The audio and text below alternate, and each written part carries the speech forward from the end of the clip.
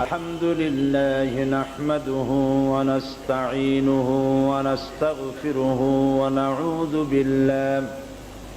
ونعوذ بالله من شرور أنفسنا ومن سيئات أعمالنا من يهد الله فلا مضل له ومن يضلل فلا هادي له ونشهد أن لا إله إلا الله وحده لا شريك له ونشهد أن سيدنا وحبيبنا ومولانا محمدا عبده ورسوله الذي أرسله بالحق بشيرا ونذيرا وداعيا إلى الله بإذنه وسراجا منيرا فقد قال الله تعالى في كلامه المجيد وفرقانه الحميد أعوذ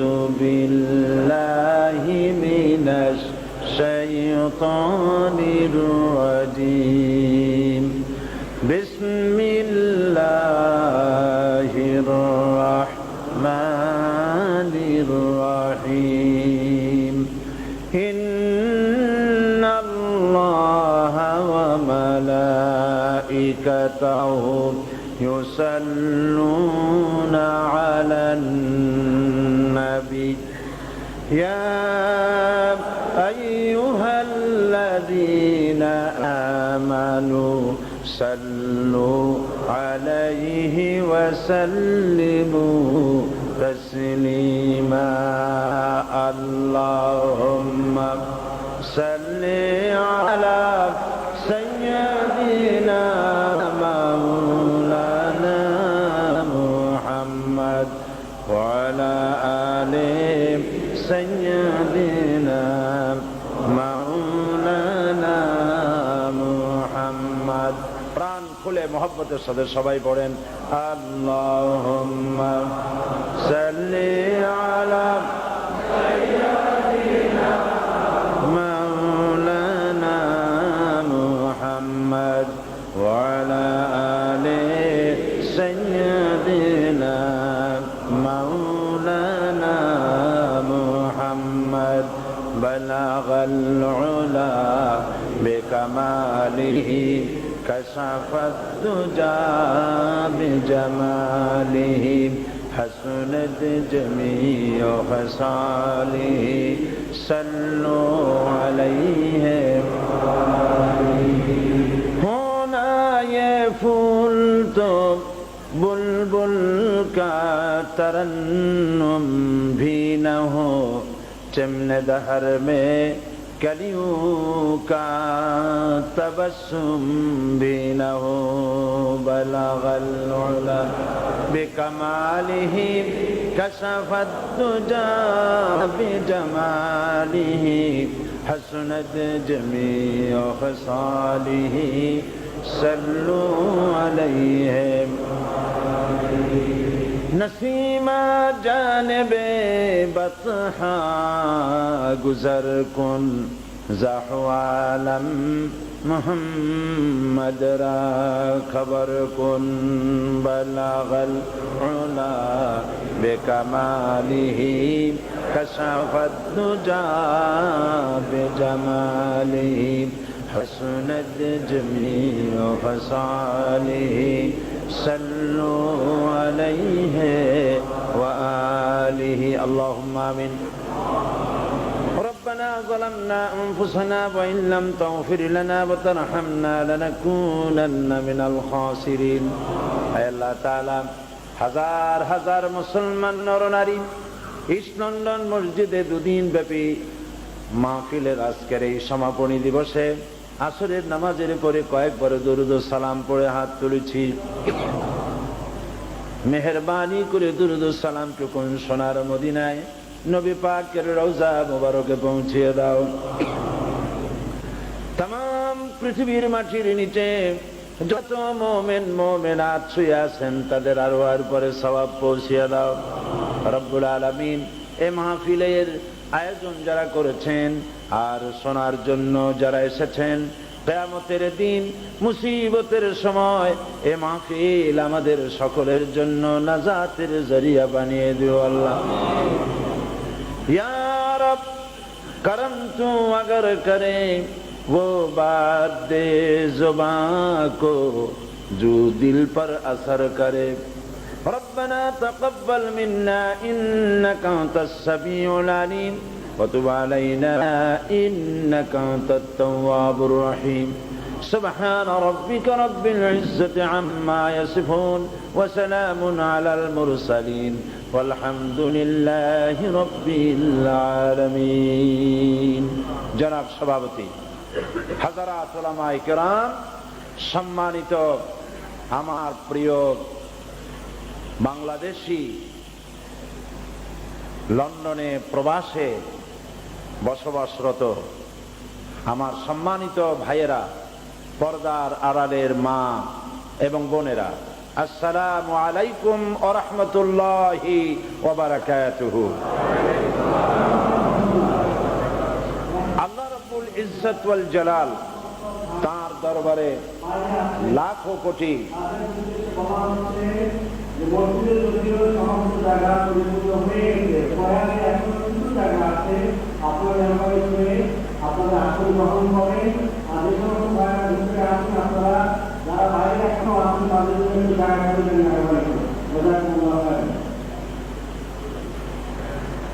তো আল্লাহ রাব্বুল আলামিনের দরবারে আমরা লাখো কোটি শুকরিয়া আদায় করি যে মহান আল্লাহ তাবারক ওয়া তাআলা আমাদের কাজ আসরের নামাজ বা জামাআত আদায় করার তৌফিক এনায়েত করলেন।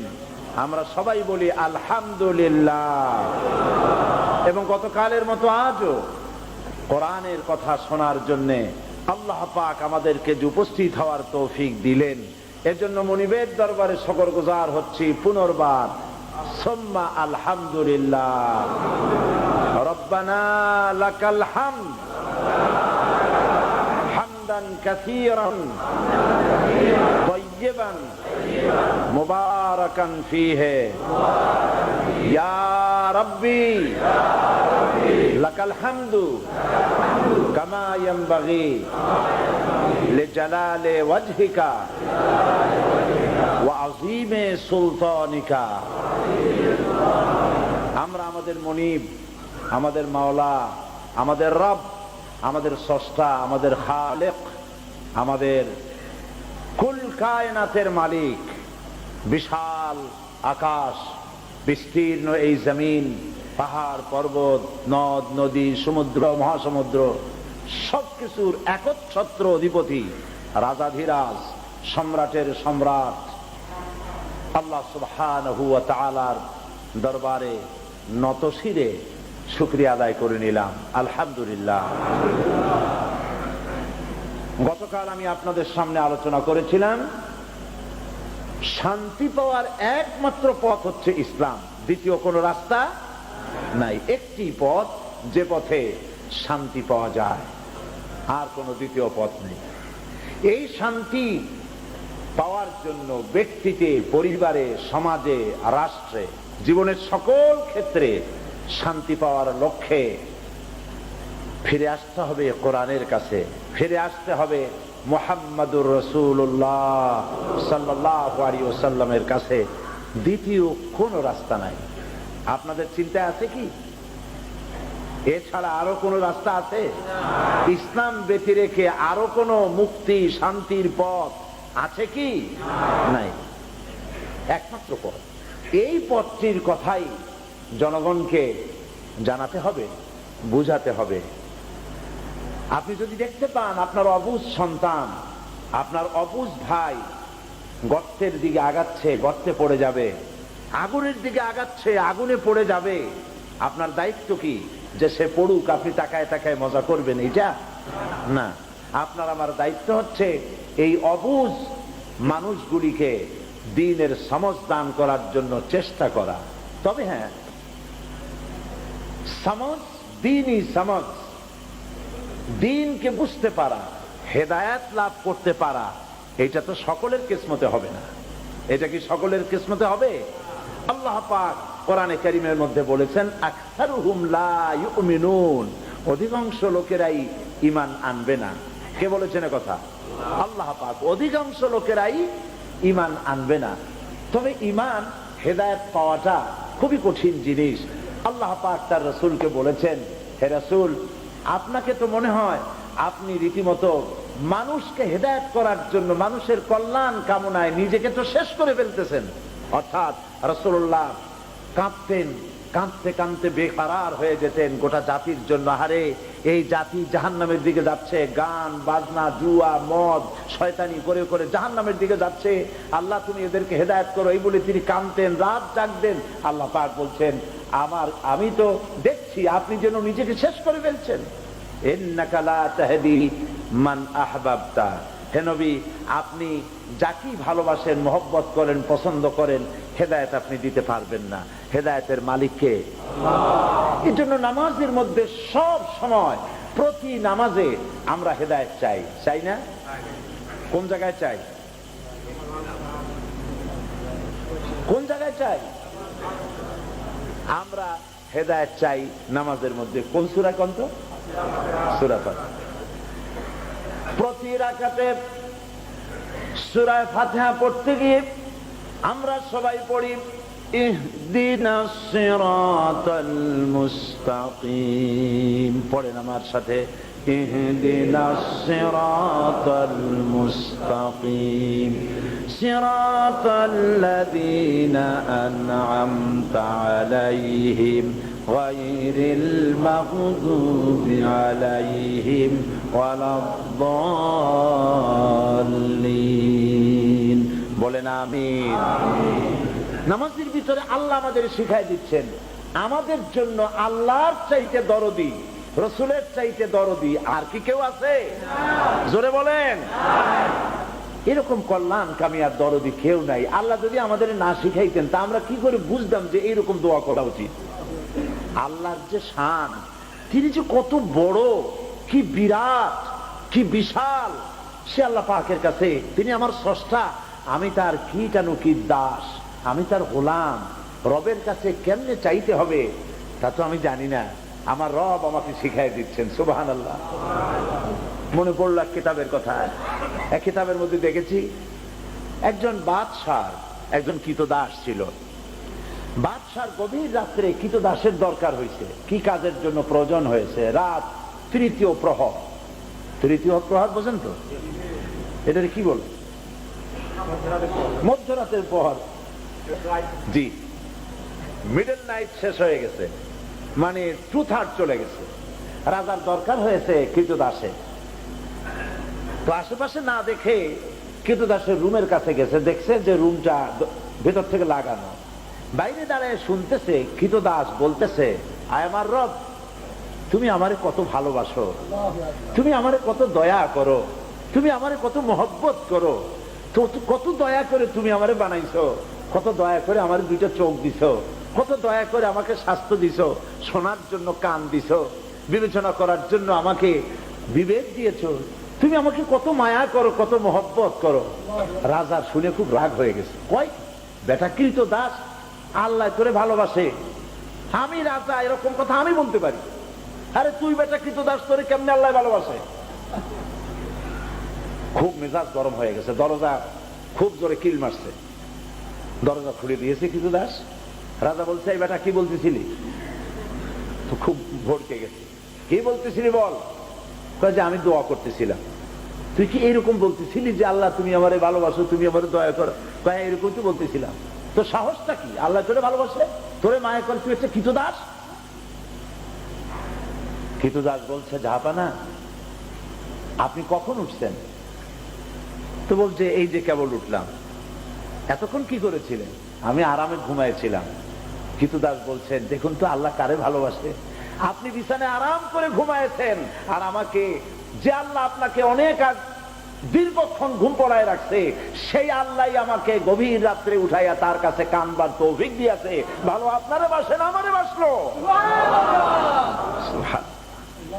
আমি যেদিন এইটা পড়ছি, আমি চোখের পানি রাখতে পারি নাই। সুবহানাল্লাহ, কি কথা কইলো কৃতদাস, তোমারে ভালোবাসে, তুমি তো আরামে ঘুমায় রইছো, আর আমি সেই গভীর রাত থেকে আমার মনিবের সঙ্গে কথা বলতেছি, কাঁদতেছি, আমারই তো আমার মনিব মায়া করতেছেন। মনিব যদি কাউকে দয়া করেন, মহব্বত করেন, হেদায়েত তো সেই পেতে পারে। তিনি দয়া করে আমাদেরকে শিখাই দিয়েছেন, বান্দা বুঝবি তো না কেমনে দোয়া করা লাগে, এইরকম দোয়া কর আমার কাছে। সুবহানাল্লাহ। সূরা ফাতিহা রীতিমতো একটা দোয়া। সূরা ফাতিহা কি? একটা দোয়া ইটসেলফ। এই সূরাটা হচ্ছে সূরাতুদ দোয়া, সূরাতুস সওয়াল, সূরাতুস শিফা, উম্মুল কিতাব, কত নাম সূরা ফাতিহা। এগুলি এই সূরা ফাতিহা চট্টগ্রামে তাফসীর করছিলাম 5 দিন, আলহামদুলিল্লাহ। যেবারে সূরা ফাতিহা তাফসীর হলো 5 দিন ধরে, 46 জন 46 জন হিন্দু, বৌদ্ধ, খ্রিস্টান, মুসলমান হয়েছে, আলহামদুলিল্লাহ, সূরা ফাতিহা তাফসীর শোনার পরে। তো আল্লাহ রাব্বুল আলামিন আমাদের শিখাই দিতেন এই ভাষায় দোয়া কর, ইহদিনাস সিরাতাল মুস্তাকিম। আয় আল্লাহ, কিচ্ছু চাই না তোমার কাছে, তুমি আমাকে একটা সরল সহজ রাস্তা বলে দাও, এমন রাস্তাটা বলো যেই রাস্তা দিয়ে গেলে পরে তোমারে পাই। সুবহানাল্লাহ। সেই রাস্তাটা হচ্ছে নিয়ামত প্রাপ্তদের রাস্তা। নিয়ামত প্রাপ্ত কারা? 4 শ্রেণীর লোক। কয় শ্রেণী? নবীজিন, সিদ্দিকিন, শুহাদা, আর একটা কোন আপনারা? আলহামদুলিল্লাহ, সালেহিন। এই 4 শ্রেণীর লোক, এই 4 শ্রেণীর লোকদের পথই হচ্ছে নিয়ামত প্রাপ্ত। এই 4 শ্রেণীর লোক হচ্ছে নিয়ামত প্রাপ্ত। আল্লাহ এই পথ আমাকে দেখাও, গায়রিল মাগদুবি আলাইহিম ওয়ালাদ-দাল্লিন। আয় আল্লাহ, যারা পথভ্রষ্ট হয়ে গেছে, যারা গোমরাহ হয়ে গেছে, ওই পথ চাই না, ওই পথে চলবো না। পথভ্রষ্ট কারা? পথভ্রষ্ট হচ্ছে নাসারা। আর মাগদুব, অভিশপ্ত কারা? তারা হচ্ছে ইহুদি। কোরআন শরীফ আল্লাহ পাক বলছেন, এদের থেকে, এদের চালচলন বর্জন করো। আর কি করো? তোমাদের সকলকে নিয়ামত প্রাপ্তদের পথ অনুসরণ করার জন্য আমার কাছে দোয়া করো। হেদায়েত দেওয়ার মালিক আমি। নবীরাও হেদায়েত করতে পারে না, পারে না। সমস্ত আম্বিয়া আলাইহিমুস সালাম, সাহাবায়ে কেরাম এবং তারপরে যারা দুনিয়া আসছেন, সবাই হচ্ছেন ইরাআতুত তারিক, রাস্তাটা দেখায় দেবে। ইসাল ইলাল মাতলুব, অর্থাৎ মূল ডেস্টিনেশন, লাস্ট ডেস্টিনেশন, শেষ গন্তব্যে, মকসুদে মঞ্জিল পৌঁছায় দেওয়ার দায়িত্ব হচ্ছে কেবলমাত্র আল্লাহ রাব্বুল আলামিনের। তিনি পৌঁছে, হেদায়েত দেওয়ার মালিক তিনি। পয়গম্বরের রাস্তা দেখাইতে পারেন। পয়গম্বরেরা যদি হেদায়েত করতে পারতেন, তাহলে ওমর রাদিয়াল্লাহু তাআলা আনহু যেমন ইসলাম কবুল করছিলেন, আবু জাহেলও করত, আবু লাহাবও করত, আবু তালেবও করত। কিন্তু হেদায়েতের মালিক নবীরা নয়, হেদায়েতের মালিক কেবলমাত্র আল্লাহ রাব্বুল আলামিন। এই জন্য হেদায়েত পাওয়া যত সহজ, হেদায়েতের উপরে টিকে থাকা তার থেকে 1000 গুণ, লাখ গুণ বেশি কষ্ট। এই জন্য আল্লাহ রাব্বুল আলামিন একটি দোয়া কোরআনে কারীমের মধ্যে হেদায়েত প্রাপ্তদেরকে শিখায় দিয়েছেন। তোমরা যারা হেদায়েতের পথে চলতে চাও বা হেদায়েত পেয়েছো, আমার কাছে দোয়া করো, রব্বানা লা তুযিগ কুলুবানা বা'দা ইয হাদাইতানা। পড়েন আমার সাথে, রব্বানা লা তুযিগ কুলুবানা বা'দা ইয হাদাইতানা ওয়া হাব লানা মিন লাদুনকা রাহমাতান ইন্নাকা আনতাল ওয়াহ্হাব। রব্বানা, আয় আমার রব, আয় আমার প্রভু। সুবহানাল্লাহ। আল্লাহ শিখাই দিয়েছেন, এইভাবে বলো, আয় আমার রব, তুমি লা তুযিগ কুলুবানা, তুমি আমার অন্তরটাকে বিগড়ে দিও না, বা'দা ইয হাদাইতানা, যখন তুমি আমাকে একবার হেদায়েত দিয়েছো, মাবুদ এই হেদায়েতের রাস্তা থেকে আমাকে বিগড়ে দিও না। বলেন আমিন, জোরে বলেন আমিন। শয়তান তো অহরহ চেষ্টা করবে আমাকে হেদায়েতের রাস্তা থেকে সরিয়ে দিতে। মাবুদ তুমি দয়া করে আমাকে হেদায়েতের উপরে টিকায় রেখো। বলেন আমিন। ওয়াজে, তাফসীরে কি বলা হয়? তাফসীর গুলিতে, ওয়াজ গুলিতে এই কথাই তো বলা হয়, হেদায়েতের কথাই বলা হয়। বিগত 1978 থেকে এই গ্রেট ব্রিটেনে আল্লাহ পাক আমাকে আসার তৌফিক দান করেছেন। আজ তো 2000 সাল, কত বছর হলো? 22 বছর। হ্যাঁ, একটানা 22 বছর এই জাতির কাছে, আমার মুসলিম কমিউনিটির কাছে আমি কি দাওয়াত পৌঁছেছি? আমার হাজার হাজার লাখ ক্যাসেট গোটা পৃথিবীর সমস্ত বাংলাদেশি মুসলমানদের ঘরে ঘরে অসংখ্য ক্যাসেট আছে, যা মহিলাদের কাছেও আছে, পুরুষদের কাছেও আছে, বাড়িতেও আছে, গাড়িতেও আছে। কি আমি বলেছি? আমার কথাগুলি কি আপনাদের কাছে রিজার্ভ নাই? আল্লাহ সাক্ষী, আল্লাহ সাক্ষী। কি শুনিয়েছি আমি আমার জাতিকে, জীবনকে বাজি রেখে। আপনারা বিশ্বাস করুন, এটা মসজিদ, আল্লাহর নামের কসম। এই কলিজার ভেতরে সাইদি তার স্ত্রী, তার মা বাবা, তার সন্তান, তার জীবনকে যত ভালোবাসে, তার থেকে কোটি গুণে বেশি আল্লাহর কোরআনকে, ইসলামকে বেশি ভালোবাসি।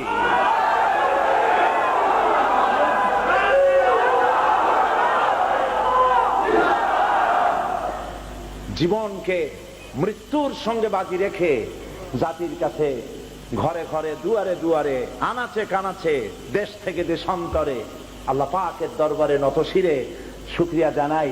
তিনি দয়া করে পৌঁছিয়েছেন মানুষের কাছে। মানুষের কাছে দ্বীনের কথা বলেছি ভাইরা, হেদায়েতের পথে থাকুন, সন্তানগুলিকে বাঁচান। আপনারা যারা আমার সামনে সিলেটি ভাইয়েরা বসে আছেন, কলিজা দিয়ে মহব্বত করি আর প্রশ্ন করি, আপনাদের সন্তানেরা, যুবক ছেলেরা আজকে এই দেশে যারা বসবাস করছে, আমাদের ছেলেপেলেরা, আমি তো এখানে থাকি না, আপনারা থাকেন, আপনাদের সন্তান, আপনাদের ছেলে, আপনাদের মেয়ে, তাদের ব্যাপারে আপনারা চিন্তিত কিনা বলেন? আপনাদের মাথায় চিন্তা কিনা বলেন? এই এলাকা ইস্ট লন্ডন বাংলাদেশি মুসলমান দিয়ে ভরা। হাঁটতে গেলে মনে হয় যেন বাংলাদেশ দিয়ে হাঁটতেছি, এরকম মনে হয় না? কিন্তু আপনার ভাইয়ের এলাকার যুবক ছেলে পেলে আজ ড্রাগ এডিক্টেড হয়ে গেছে। আমার এই কথা আপনারা যদি কষ্ট পান, আমি কি করব? সত্য কথা বলা ছাড়া উপায় কি? ভালো তো আছে, আমি বলবো না সব খারাপ হয়ে গেছে, কিন্তু আপনারা বলেন অধিকাংশ ছেলে পেলেগুলি, বেশিরভাগ অথবা আধা আধি খারাপ হয়েছে কিনা আপনারা বলেন? ড্রাগ এডিক্টেড হয়েছে না?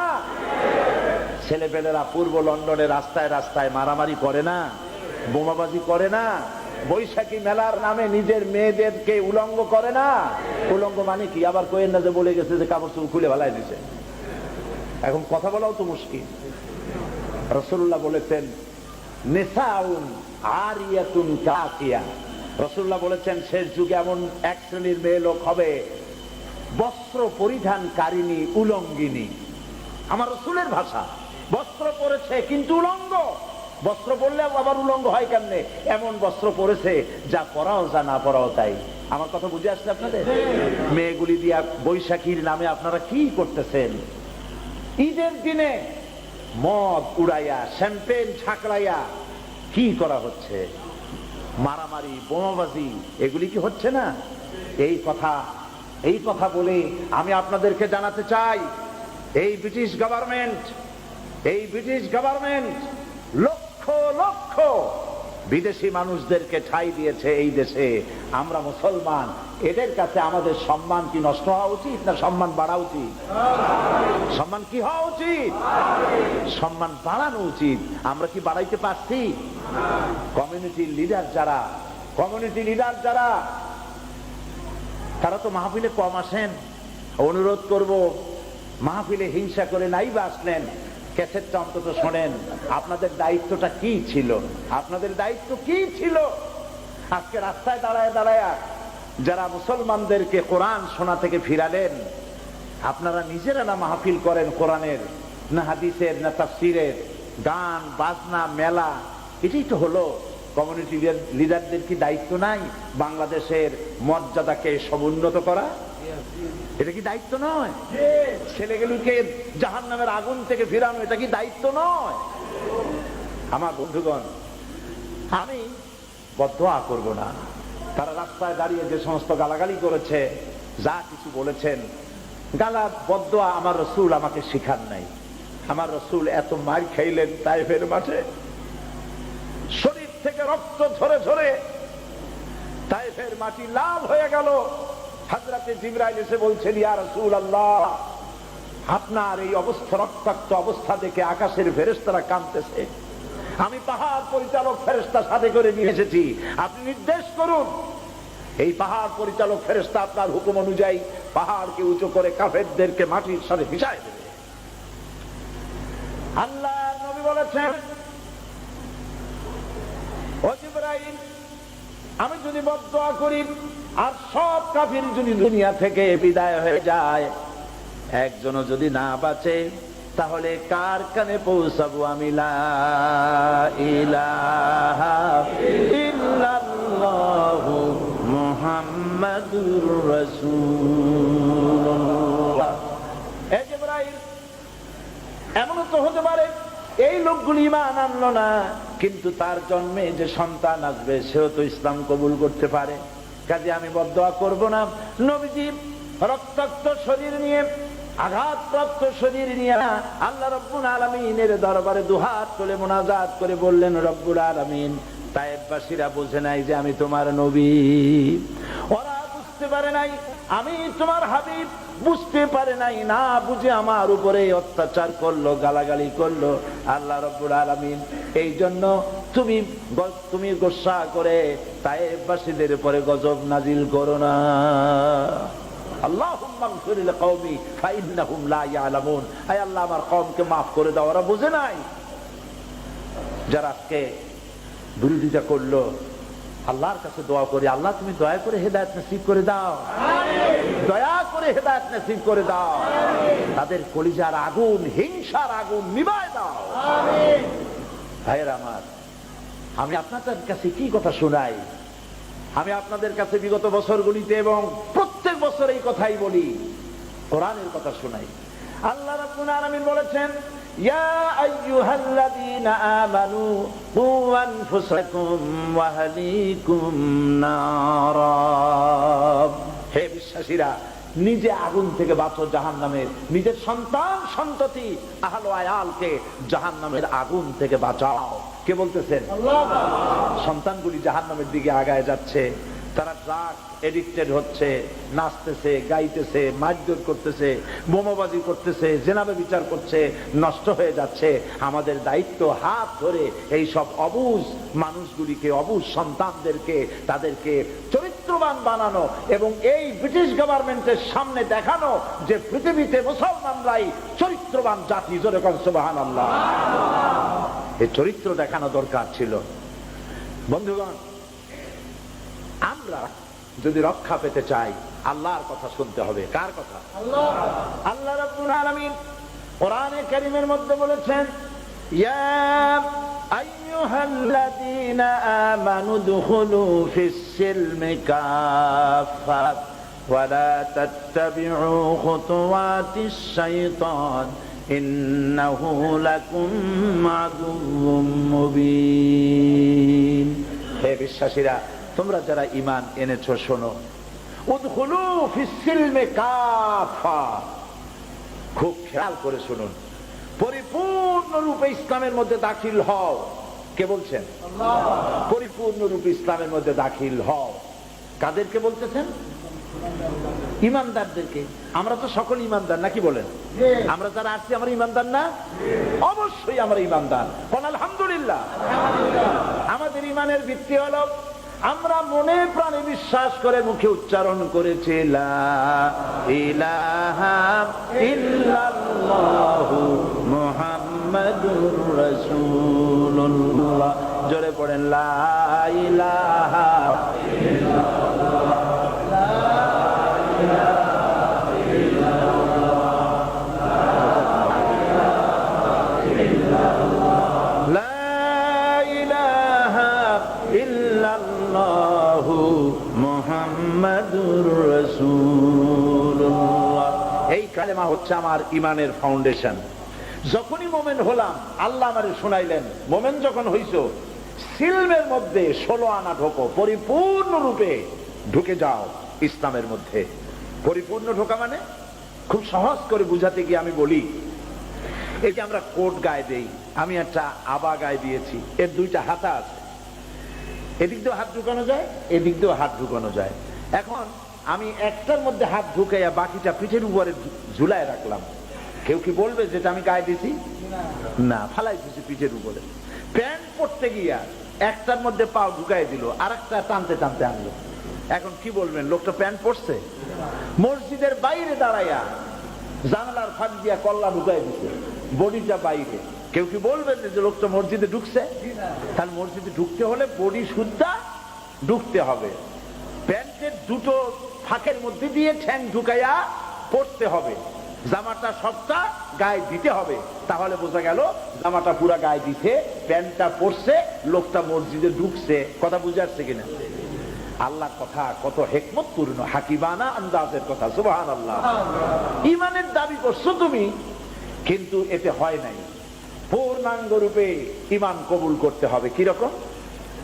কোরআনে কারীমের মধ্যে আল্লাহ রাব্বুল আলামিন প্রথম রুকুতেই বলেছেন, وَمِنَ النَّاسِ مَن يَقُولُ آمَنَّا بِاللَّهِ وَبِالْيَوْمِ الْآخِرِ وَمَا هُمْ بِمُؤْمِنِينَ। লোকেদের মধ্যে বহু লোক আছে যারা বলে যে ঈমান এনেছি। লক্ষ্য করুন, আল্লাহ বলছেন লোকেদের মধ্যে বহু লোক আছে যারা বলে ঈমান এনেছি আল্লাহর উপরে এবং পরকালের উপরে। আল্লাহ পাক বলছেন ওয়ামা হুম বিমুমিনিন, এরা কিন্তু মুমিন নয়। আল্লাহর উপরে একজন ঈমানদারের ঈমান আনার জন্য শর্তই হচ্ছে আল্লাহ এবং পরকালকে বিশ্বাস করা।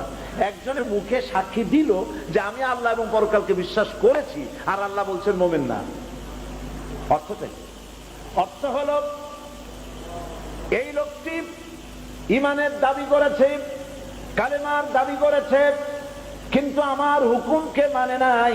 মসজিদে তো নামাজ পড়ে, কিন্তু সুদী ব্যাংক থেকে টাকা নিয়ে ব্যবসা করে। সুদ হালাল না হারাম? হালাল না হারাম? হারাম। আমি বাংলাদেশ পার্লামেন্টে বলেছি বাজেট বক্তৃতার সময়, আমি বলেছি এ পর্যন্তকালীন দেশে যত সরকার এসেছেন সমস্ত সরকার আল্লাহর সাথে আর ইসলামের সাথে নাফরমানি করেছেন। এইভাবে এইরকম কণ্ঠে বলেছি। আলহামদুলিল্লাহ। কিরকম আন্দাজে বলি নাই, যুক্তি দিয়ে বলেছি। যতগুলি গভর্নমেন্ট এসছে আল্লাহর সাথে নাফরমানি করছি। কিরকম?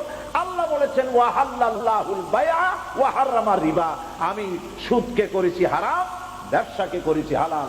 সবগুলি গভর্নমেন্ট লাইসেন্স দিয়ে সুদকে জনগণের জন্য হালাল করে দিয়েছে। নাউজুবিল্লাহ বলবেন না? আল্লাহ পাক বলেছেন ওয়ালা তাকরাবুজ জিনা ইন্নাহু কানা ফাহিশাতান ওয়া সা সাবিলা, জিনা নিকৃষ্টতম পাপ। এইটা করা তো দূরের কথা, এর কাছেও যেও না। অথচ প্রত্যেকটি গভর্নমেন্ট লাইসেন্স দিয়ে বেশ্যাবৃত্তির জন্য মানুষকে জেনাবে বিচারের পথ উন্মুক্ত করেছে। আল্লাহ পাক বলেছেন, এইভাবে কোরআন হাদিস দিয়ে পার্লামেন্টে ওয়াজ করছি, তাদের গায়ে জ্বালা ধরে খালি খালি। যে লোকটা মাঠেও বলে আবার পার্লামেন্টেও ঢুকছে। আমি তো ঢুকি নাই, আল্লাহ ঢুকাইছে। সুবহানাল্লাহ। এরপর আমার বিরুদ্ধে কেস করছে। হায় রে কেস!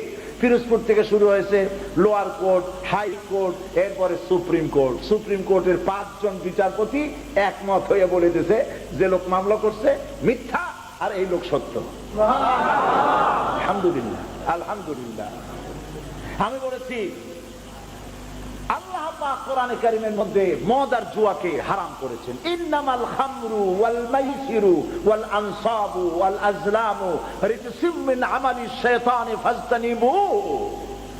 আল্লাহ পাক বলেছেন মদ আর জুয়া আমি নিষিদ্ধ ঘোষণা করলাম, এটা শয়তানের কাজ। আমার আল্লাহ বলতেছেন মদ কার কাজ?